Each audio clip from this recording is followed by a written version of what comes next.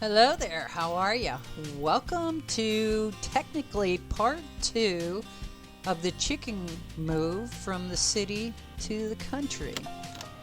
And as you can see, egg production is solid. These girls are adjusting to country life just fine.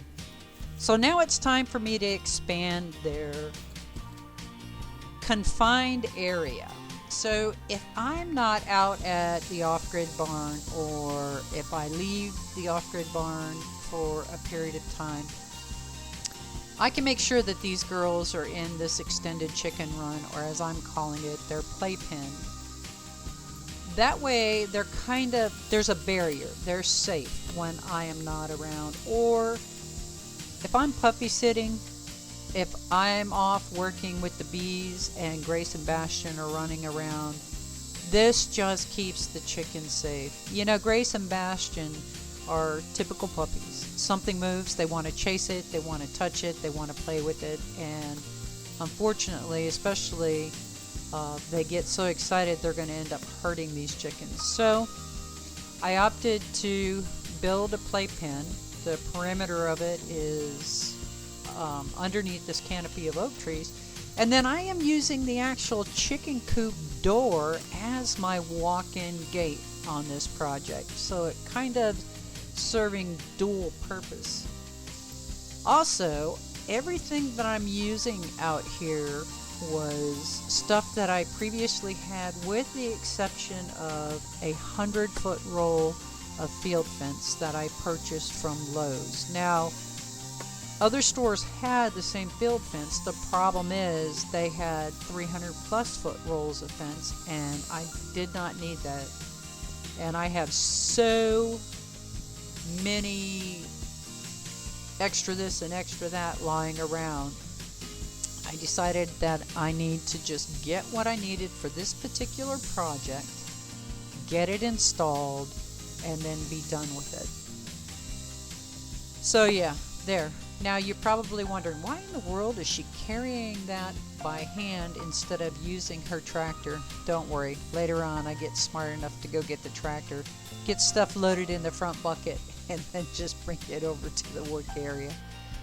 But in the meantime, it was basically get the first couple of poles set, make sure that I was liking the layout of it, and then get the tape measure out and some stakes and just design the perimeter. So initially I was setting up the distance between my poles were the same distance as the length of the poles, and then I eventually tweaked it and went back, so all of my poles except for the initial ones set in there are 8 foot on center.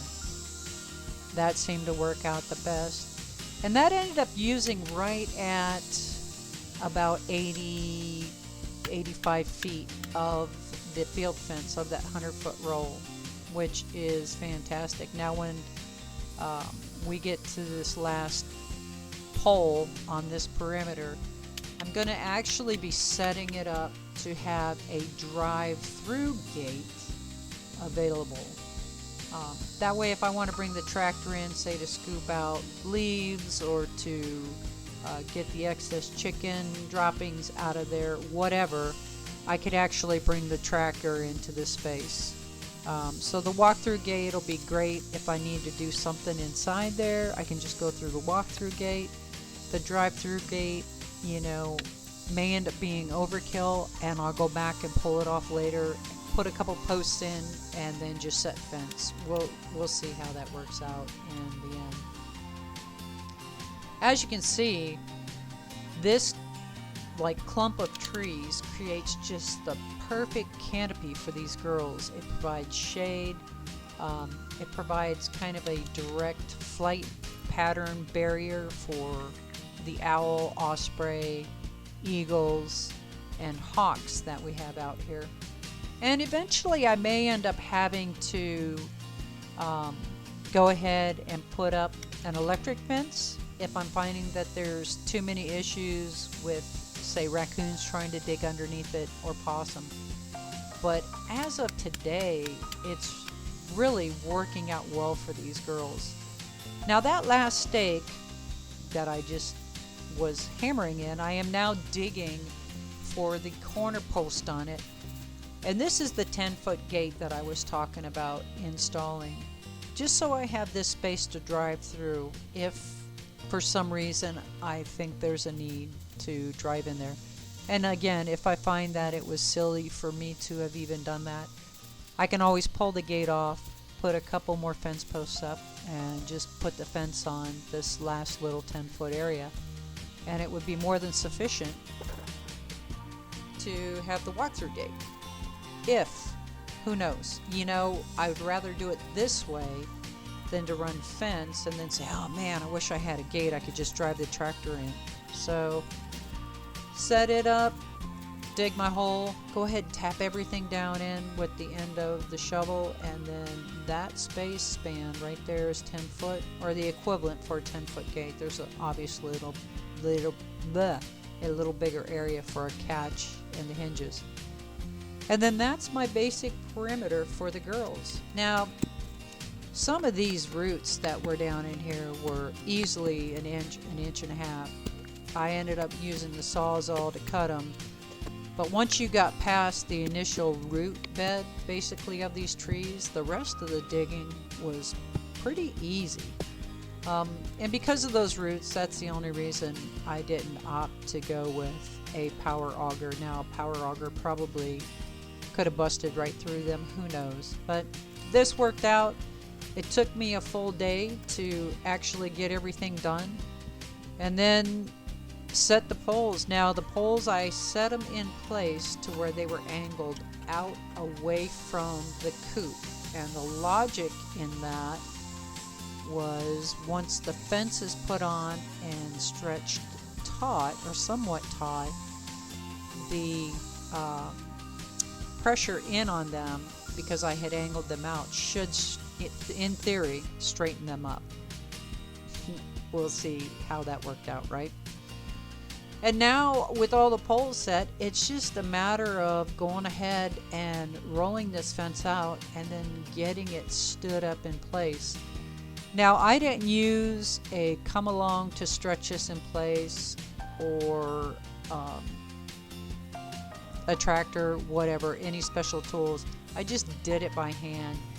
No, it is not as tight as it should be. I'll probably come back later on and see about putting the 2x4s sandwiched together and pulling this thing out a little bit. In the meantime, I went ahead, just rolled it all out, stretched it as best I could by hand. It seemed to be pretty efficient. And because here, around this last post, that's the gate area. So when I get ready to tie this last post, that'll be when I actually go through and stretch the fencing. Now here on this beginning side, that's the walkthrough gate. That's the actual gate to the chicken coop. But I'm going to tie off this first post rather than use a bunch of hardcore staples on it. And there's a guy, his name's Tim Thompson, and I'll show a link of his YouTube channel. He goes over field fencing, how to tie different types of knots, and the whole deal. I thought I was filming as I was tying these knots, and I was not. So here I'm just stripping off the vertical pieces, so I create myself a tail that can go around that post, and I can tie it off. That way there's no staples to worry about breaking my line. And here you can see a quick little shot of this knot, which is what I tied. And that is Tim Thompson's YouTube channel. What a great resource. And that's pretty much how I built these girls a bigger playpen. Alrighty then, y'all have an absolutely wonderful and blessed day. I'll see you next time on How I Did It.